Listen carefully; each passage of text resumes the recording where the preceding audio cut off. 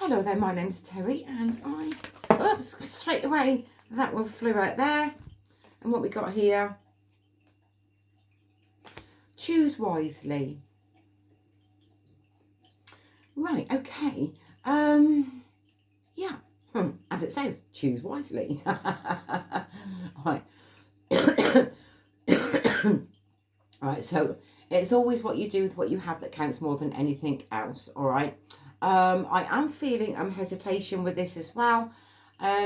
So if you, okay, if you don't know what to do for the best, all right, with what you're being faced with, know that you're doing your best, right, at that time, all right?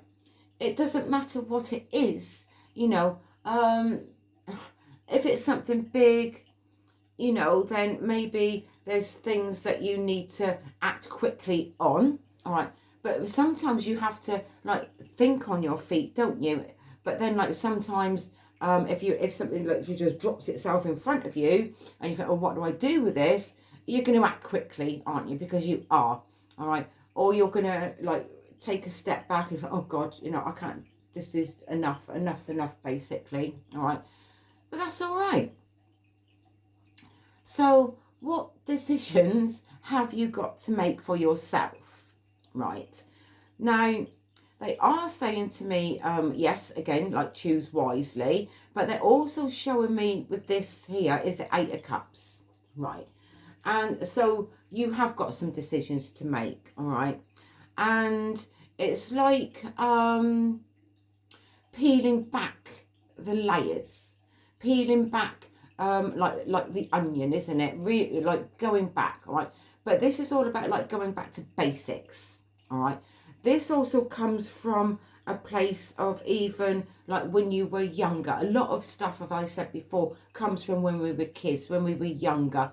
And they are saying to me also about like expectations, all right, with this here. So did your parents expect you to do better? Didn't you get enough encouragement? Did you lack confidence, or do you lack confidence now because of how you were brought up, basically, and by how you felt when you were younger, all right?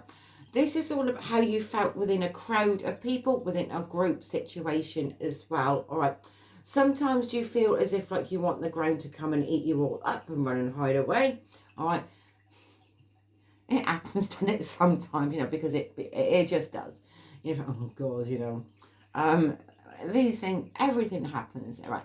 Everything happens for a reason, and it's always what you do with what you have anyway that counts more than anything else, all right? So, also, right, somebody else might be involved with this as well, all right?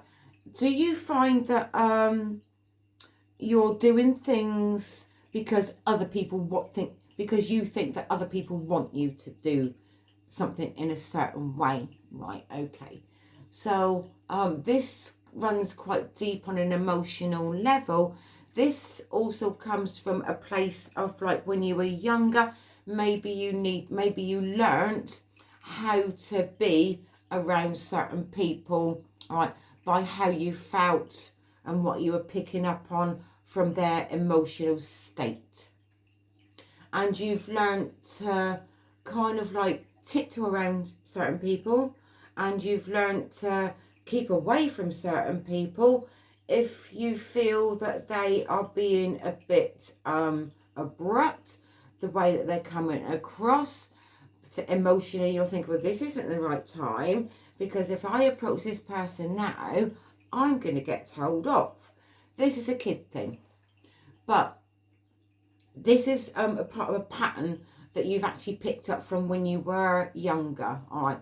So, I mean, like, things can come around again, but and it do affect us in our adult life with how you've perceived something when you were younger, how you felt, how you've actually dealt with your own emotions at a particular time. But this also comes from a place that you were trying to keep yourself safe, all right? Because you were. I mean, when you're a kid, you don't want to nobody wants to get told off for stuff, do they? Because they don't, you know. But kids are kids, aren't they? And it's surprising that how much kids pick up on. And it is. And I want to tell you a little story here. I was at work this week, and I work in, I'm an orthopedic technician, so I plaster broken bones basically, and doing a little one, and it was like, obviously coming up to Christmas, you thought, oh, you know, like you're saying, oh, what do you want for Christmas, and blah blah blah, and he says, I'm happy to be alive. And I thought, oh, what a lovely thing to say. And you know, like, you don't expect it. Because you don't, not always. But then that was an awareness for me. Obviously, because the spiritual work that I do.